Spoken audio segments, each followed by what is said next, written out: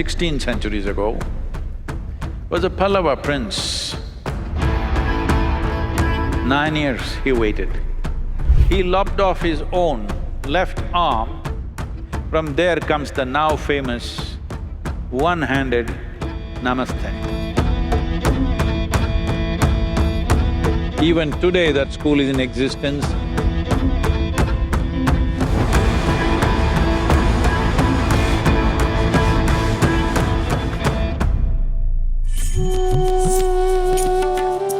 Around 15 centuries ago,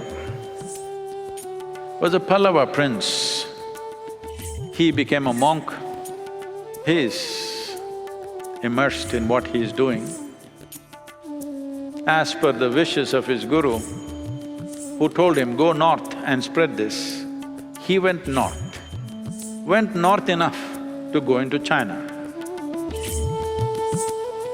When he went there, the news spread that Buddha's disciple or somebody who is in that path, deeply immersed, is coming this way. So emperor who had this aspiration all his life, who had built meditation halls, gardens, everything ready and translated all the Buddhist teachings into the local language, kept everything ready for a master to arrive. Now when he came, by then Emperor Hu is over 72 years of age, he came to the border of his kingdom to welcome Bodhidharma. And Bodhidharma was not impressed. Of course, he needed some rest and food, but he's not impressed with the grandeur of the welcome.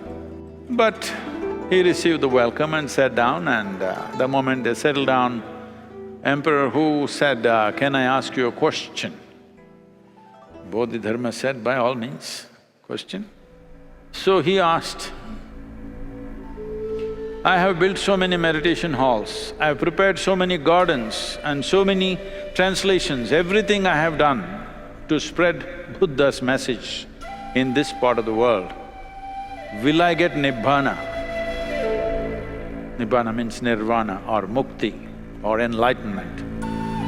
Bodhidharma looked at him, stared at him with his great big eyes and said, what? You? Nibbana? You will burn in the lowest hell.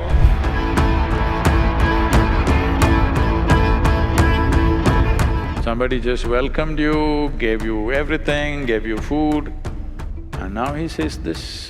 He says, there's no chance for you. Because the very fact, as you're doing all these things, you're keeping accounts of how many things you have done in your life, you're not getting anywhere, and he walked away. People tried to hold him in many places, he just went away. And he went near a Shaolin temple, but he did not walk into the temple. He went and sat in a cave close by.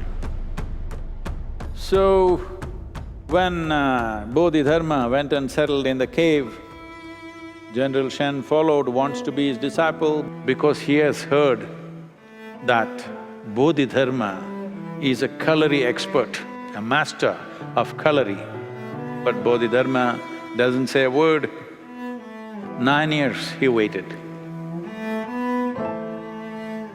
Then Bodhidharma came out and entered the temple. General Shen followed, begging him, please take me as your disciple. Bodhidharma said, that will only happen when the snow turns red.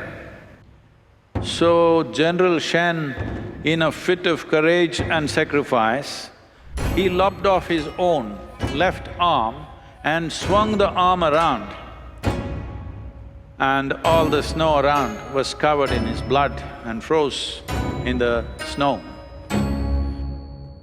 Bodhidharma looked at this and he could not push him away anymore. He took him as his disciple. General Shen, trained in kalari, became a master in his own way. From there comes the now famous one-handed namaste. Even today, they're doing it. This came from General Shen, who had only one arm. He did his namaste like this.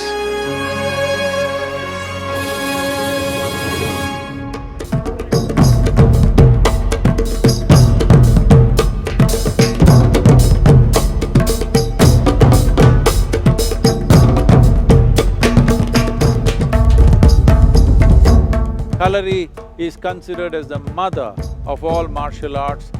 Agastya Muni created this Kalari as an art form so that the yogis and the sadhakas could defend themselves against wild animals. It is from here martial arts went to China when Bodhidharma traveled and set up this first Shaolin school. Even today that school is in existence and still doing well. They have done various modifications, but the fundamentals are from the Kalari. This is not essentially a combat process as other martial arts have become. This is essentially a discipline, a kind of an exuberant version of the yogic practices, using the body in many different ways, which will also deepen one's understanding of one's own physical and psychological makeup and also the energetic system.